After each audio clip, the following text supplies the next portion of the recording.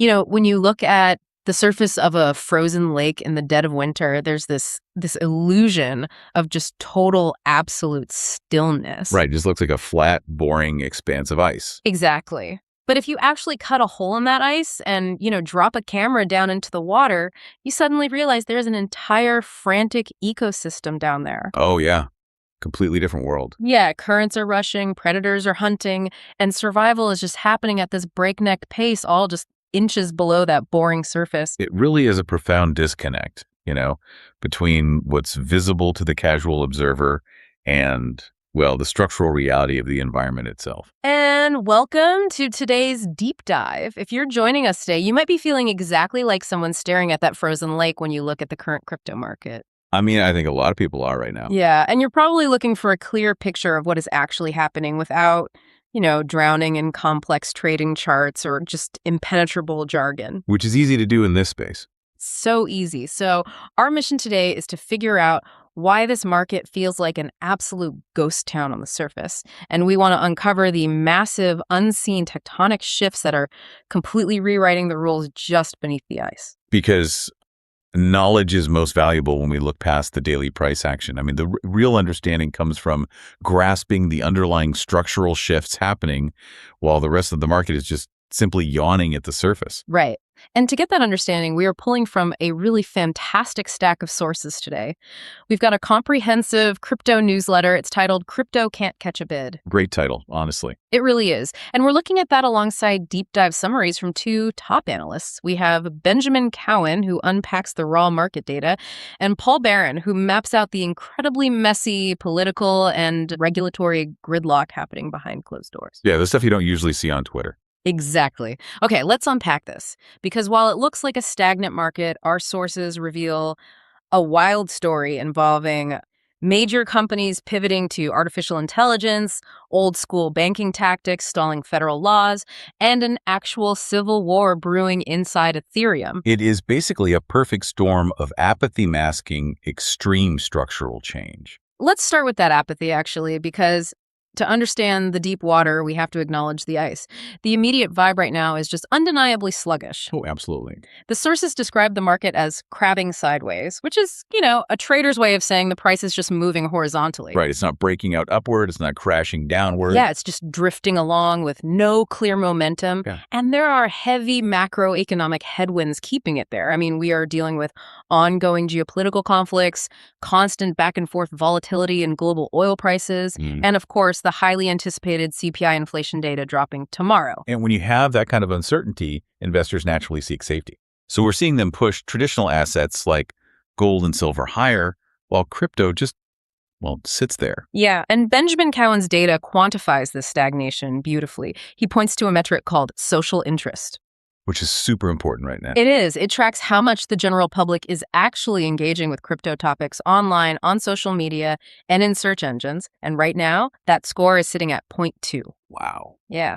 To put that in perspective for you, that is less than half of what it was 4 years ago. The last time we saw quantifiable apathy this steep was August of 2018. It is a historical dead zone. Truly. It really is. And I want to look closely at the technical setup Cowan describes here because he mentions Bitcoin is trapped in a squeeze.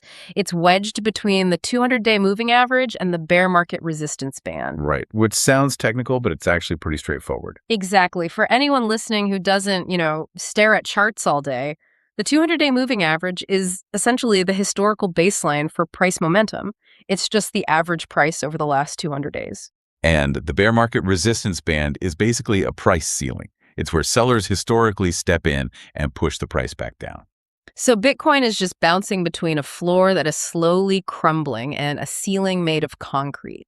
It's like a sailboat stuck in the doldrums, no wind, just drifting, or a car stuck in deep mud. Yeah. The engine is revving, the wheels are spinning, but it can't get any traction in either direction. That's a great way to picture it. But, looking at the historical data and the sources showing this typical pattern, like summer low, dry volatility, and then some event near the end of the year that wakes the market back up, I have to wonder why smart investors aren't already pricing this in. That's the logical question. Yeah. If October is historically the turnaround, why wait? Why not buy now? Well, what's fascinating here is a specific detail from Cowen's analysis regarding the MVRV Z-score. Okay, lay that out for us. It's a crucial mechanism to understand. Yeah. The MVRV Z-score measures the market's total current value against what people actually paid for their coins. Right. So imagine looking at all the Bitcoin in existence and calculating the price at which each individual coin last moved. That gives you the realized value. Okay, I follow. And by comparing that realized value to the current market price, the indicator tells us if the asset is historically overvalued or undervalued. So it's essentially measuring the amount of unrealized profit or loss currently held by the entire market. Precisely. And the key takeaway from the data here is that this indicator hasn't dropped below zero yet. Wait, so it has to go below zero? Historically, yes. Dropping below zero is the mathematical marker of a true market bottom. It signals that the majority of the market is underwater, which is what forces that final wave of capitulation. Oh, wow. So that answers my question about why smart money isn't just front-running this and buying now. Exactly. The underlying math supports the feeling of impending downward pressure. Right. The math says the purge hasn't finished. So the smart money is perfectly content to hold their capital in cash or traditional assets and just wait for that specific metric to signal the true bottom. Here's where it gets really interesting, though. Because if the social interest is at 0.2 and buyers are just, sitting on their hands waiting for that mathematical bottom, we have to figure out who is doing all the selling that is keeping that downward pressure on the market. Yeah, someone has to be selling. Exactly. And the sources point a massive finger at the Bitcoin miners. The newsletter highlights some truly staggering numbers here. MRA dumped over $1.6 billion in Bitcoin, and Strategy sold over $100 million. The miners are in a state of outright capitulation right now, and it connects directly back to the macroeconomic data we started with. How so? Well, Bitcoin mining is fundamentally a game of energy margins. You are converting raw electricity into digital currency using massive warehouses full of specialized computers. Right. They use an unbelievable amount of power. Exactly. So when the price of Bitcoin is just moving sideways, but your local energy costs are spiking due to volatile oil and inflation, your profit margins get squeezed to absolutely zero. But we are seeing a fundamental shift in the business model itself too, right? It's way beyond just miners selling their Bitcoin reserves to pay the electric bill. Oh, definitely. It's a total structural pivot. Yeah, the newsletter details how a company called Keel has completely shut down all of its U.S. Bitcoin mining operations, like entirely. They sold 1,085 Bitcoin for $75 million, and they are converting their mining sites into AI and high-performance computing data centers. Which is just wild to think about. Right. It's the equivalent of a farmer realizing the price of corn is too low, so instead of just selling his stored crops, he sells his tractor, paves over his entire field, and builds a casino on the land because the real value was always the property itself. That is an excellent way to conceptualize it. Yeah. Because the most valuable asset these mining companies own isn't the Bitcoin they can mine, or even the specialized mining chips. It's the real estate and the power. Yes.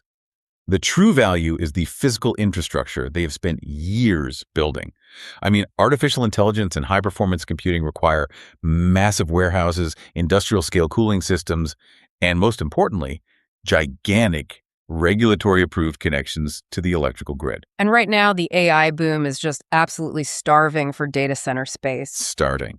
The margins for AI compute are vastly superior to Bitcoin mining in a stagnant market.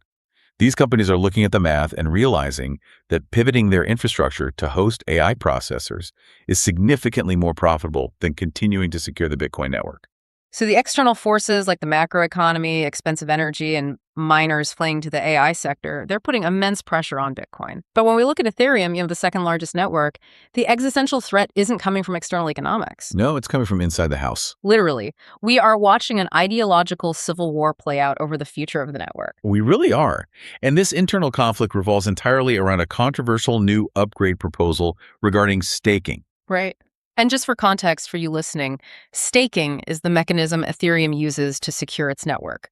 Users lock up their ETH, and in return, the network pays them a yield like a percentage reward for providing that security. Exactly. And the core research team has proposed a new idea where they want to slowly cut that staking reward as the amount of staked ETH approaches 50% of the total supply. Which sounds a bit counterintuitive at first. Well, the rationale as outlined in the sources, is that they don't want to overpay for security. Right. If half of all the money on the network is locked up, the network is theoretically secure enough. So they don't need to inflate the currency endlessly to incentivize more people to lock up their funds. From a purely academic economic security standpoint, the logic holds up. I get it. But the pushback from the actual users and businesses outside of that core research team has been immense. Oh, it's been explosive. Yeah, because changing that base yield alters the physics of the entire ecosystem.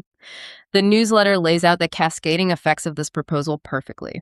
First, cutting the rewards instantly hurts the small solo stakers, the people running a node from their home computers to help keep the network decentralized. Right, because their profit margins are already razor thin. Exactly. If you cut the yield, you push them into a loss, and they are forced to unplug. Second, the giant players, like the big institutional exchanges, they don't care as much about a lower yield. They will just keep staking anyway because of their sheer volume of capital. Which means the power over the network slowly consolidates into fewer giant institutional hands. Yeah. And there is also a massive structural risk to decentralized finance, or DeFi. This is a huge piece of it. A huge portion of DeFi operates using staked ETH as collateral. Let's break down exactly how that works, because this is so crucial. In DeFi, when you stake your ETH, you often get a receipt token in return, which represents your locked up funds. Like getting a coat check ticket. Exactly. And people then use those receipt tokens as collateral to take out loans, provide trading liquidity, and build complex financial products all across the network. Yeah. It operates very much like traditional banking, where you deposit money, get a yield, and the bank uses your deposit to issue loans. Right. So if the core developers cut the base staking yield, that foundational collateral becomes less attractive. In capital is incredibly mercenary. Very. If the base yield on Ethereum drops, billions of dollars could simply flee the ecosystem looking for better returns on other networks. The whole house of cards built on top of that yield could destabilize. Okay, I understand the risks to DeFi and small stakers, but I have to challenge the sheer amount of drama this is causing in the community. I mean, Ethereum constantly undergoes upgrades. It does. It transitions, it evolves, it changes its code regularly to scale. That agility is supposed to be its superpower. Tweaking a monetary issuance rate seems like a standard economic lever, not, an apocalyptic crisis of trust. Well, if we connect this to the bigger picture detailed in the news overview of our source, the fear of centralization isn't just a theoretical debate for academics. Okay, why not? Look at the data provided on a company called Bitmine. Bitmine just bought another 7,391 ETH, bringing their total holdings to 5.81 million ETH. That is an insane amount of money. It is. That is 4.8% of the entire Ethereum supply. And they are actively marching toward a goal of owning a full 5%. Wait, so we have a single corporate entity actively attempting to own 5% of all the money on a decentralized network? Yes. So when the core developers talk about changing the economic rules in a way that favors massive entities who can easily absorb lower yields, it fundamentally alters the economics of network control. It's no longer just a technical software tweak. It's a change to the core monetary policy of the system. Institutions want predictable, bond-like payouts. If the rules of the money can be changed on a whim by a small group of researchers, it terrifies anyone looking to build or invest long-term. That makes perfect sense. The trust isn't broken by the code. Changing the trust is broken because the rules of the money are unpredictable. Exactly. And speaking of the rules being unpredictable, we need to transition from the internal governance of Ethereum to the external governance of the United States. This is where it gets really messy. Yeah, while developers are fighting over code, traditional institutions are using incredibly deep political ties to influence the laws that will dictate crypto's future in the U.S. Right. And this brings us to Paul Barron's summary regarding the Clarity Bill, which is a major piece of proposed legislation meant to finally provide a clear regulatory framework for the crypto industry. The sources reveal a fascinating juxtaposition here. We have this cutting-edge, decentralized global financial network being stalled by the most old-school tactic imaginable. Literally a phone call. Literally. The Clarity Bill was delayed, according to Barron's summary, because local community bankers picked up the phone and personally called their senators to voice their opposition. Traditional banks simply have much deeper, more established political connections than the relatively young crypto industry. Yeah. And we need to examine the mechanics of why the banks are picking up the phone. The sticking point holding this bill up is ostensibly about ethics rules regarding government officials profiting from crypto. Right, that's the public reason. But the true irony here is that the banks actually need the Clarity Bill to pass just as much as the crypto industry does, specifically because of how stablecoins operate. This is a huge point. Let's unpack the stablecoin mechanism to see why the banks are so threatened. Okay, go for it. A stablecoin is a crypto token pegged to the value of the US dollar. To maintain that peg, the company issuing the stablecoin takes the billions of real US dollars given to them by users, and they invest those dollars into safe, yield-bearing assets like US Treasury bills. Right. And historically, the companies just kept that yield as profit. Exactly. But under current law, there is a push to allow stablecoins to pass that yield back to the people holding the tokens. Oh, wow. So if a stablecoin can take your digital dollars, buy treasuries, and pay you a 4 or 5% yield directly to your digital wallet, it effectively becomes a high-yield savings account that operates totally outside the traditional banking system. And local community banks simply cannot compete with that. I mean, they rely on paying out 0.1% on savings accounts while lending that money out at much higher rates. Right. And the Clarity Bill contains specific provisions that would legally stop stablecoins from passing that yield on to users, which directly protects the traditional banking model. So the banks are lobbying to delay the very bill that protects them, seemingly because they are leveraging their established political weight to negotiate a broader advantage or better overall terms before the regulatory doors are locked. It's all just leverage. Now, I want to explicitly address the broader political landscape surrounding this, as detailed in the Paul Barron summary. The source mentions that a Democrat flip in the House of Representatives looks likely, regardless of what happens with the Clarity Bill, and that this could result in a wave of investigations into Donald Trump's various crypto dealings. Right. That's what the analysis points out. And just to be absolutely clear for you listening, we are simply reporting the claims and the political realities detailed in the Paul Barron summary. We are not taking any political side here, left or right. Absolutely not. We are strictly conveying the landscape as outlined in our source material, which really just illustrates how deeply the crypto industry has become entangled in these massive partisan webs. And this raises an important question regarding the consequences of this gridlock. Because if Congress remains deadlocked because of local banker lobbying and partisan battles, the crypto industry doesn't get to simply operate in a free market paradise. No, definitely not. In Washington, a legislative vacuum just invites bureaucratic overreach. Exactly. If the Clarity Bill dies, the Barron summary expects unelected agencies like the SEC and the CFTC to become the default lawmakers through enforcement actions. Which means what, exactly? It means instead of writing clear rules, they simply start suing companies based on their own interpretations of century-old securities laws. Oh, Yeah. This creates an incredibly hostile environment for businesses, though paradoxically, the sheer chaos of regulation by enforcement might eventually pressure Congress to finally act just to rein the agencies in. so to recap the surface level here. Yeah. We've got a market frozen by mathematical apathy. We've got miners paving over their operations to build AI data centers, Ethereum developers fighting a civil war over monetary policy, and traditional banks using rotary phones to gridlock the United States Congress. It is a heavy dose of pessimism when you stack it all up like that. It really is. But we need to look at the actual building happening underneath all of this noise, because the sources point to massive long-term infrastructure plays. Let's talk about the mechanics of network security. Security is paramount. The newsletter notes that July was a brutal month for hacks, with roughly $110 million drained from various crypto projects. That's rough. It is. But it also highlights how the ecosystem is developing highly effective decentralized defense mechanisms. Right. The platform mentioned in the source is called Immunify, and they operate bug bounty programs, which I find super interesting. Instead of relying solely on traditional, slow-moving corporate security audits, they essentially gamify the security process. Which is brilliant, honestly. It is. They offer massive financial rewards to white hat hackers, independent security researchers, to find vulnerabilities in the code before the malicious hackers do. And the data shows it is incredibly effective. Immunify prevented 374 major threats. It is a completely different paradigm for security, just crowdsourcing defense to the smartest minds globally. You actually see that priority echoed in the newsletter's sponsor, Open Wallet, which specifically highlights advanced security and multi-chain connectivity as their core features. Like they know what matters. Yeah, the builders working quietly under the ice know that if you can't protect the money, the underlying technology is completely useless.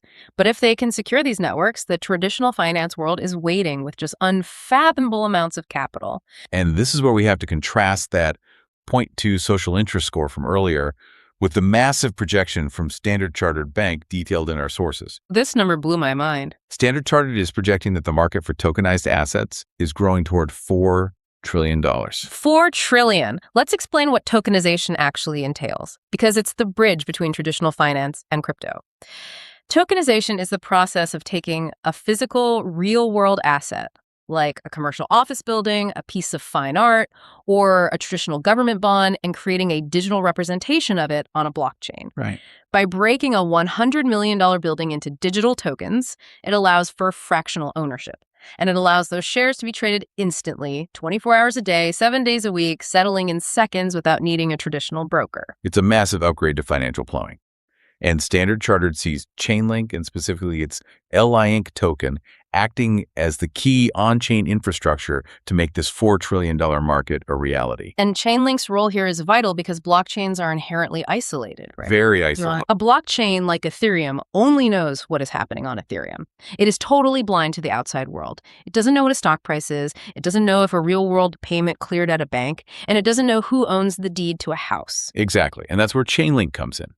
Chainlink provides what are called oracles. They are secure, decentralized data feeds that pull real-world information and feed it into the blockchain's smart contracts so they can execute properly. Because Chainlink provides that essential bridge for tokenized assets, Standard Chartered projects, the Link token, could reach $200 by 2030, driven purely by this massive institutional adoption. It perfectly illustrates the total disconnect we started with.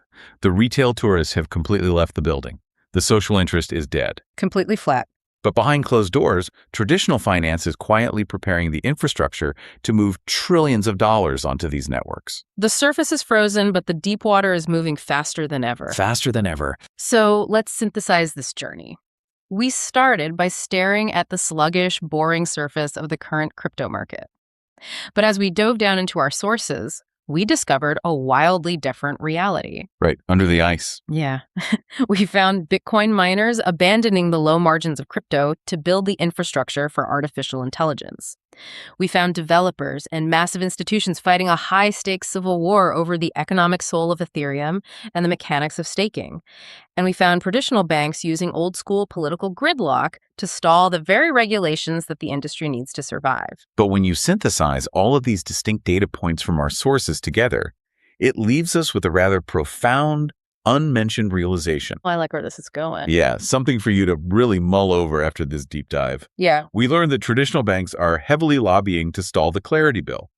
But we also learned they desperately need that bill to pass to protect their own savings account yields from stablecoins. Right. And we learned that massive institutional players actually love the predictable payouts of crypto, with entities like BitMine quietly eating up 5% of the entire Ethereum network. Okay, I think the pieces are clicking together here. If the banks need the regulation, but are intentionally stalling it, and institutions are quietly accumulating the assets. Could it be that traditional finance is intentionally using this political gridlock and leaning into the resulting mathematical market apathy to purposefully force crypto valuations lower? Oh, wow. Right. Are they creating a deliberate window of exhaustion so they can simply buy up the foundational infrastructure like BitMine hoarding Ethereum or banks preparing for tokenization at a massive discount before they finally allow the regulatory rules to be set? That reframes the entire market. I mean, if you are sitting there staring at the frozen lake wondering why it's so quiet, maybe it's quiet because the biggest predators on Earth are currently feeding at the bottom. And they just don't want the retail tourists disturbing the water until they have finished eating. Exactly. Thank you so much for joining us on this deep dive into our sources today. We hope this helped you see past the surface level narratives and understand the mechanisms driving the market. Stay curious, keep questioning the ice, and we will see you on the next deep dive.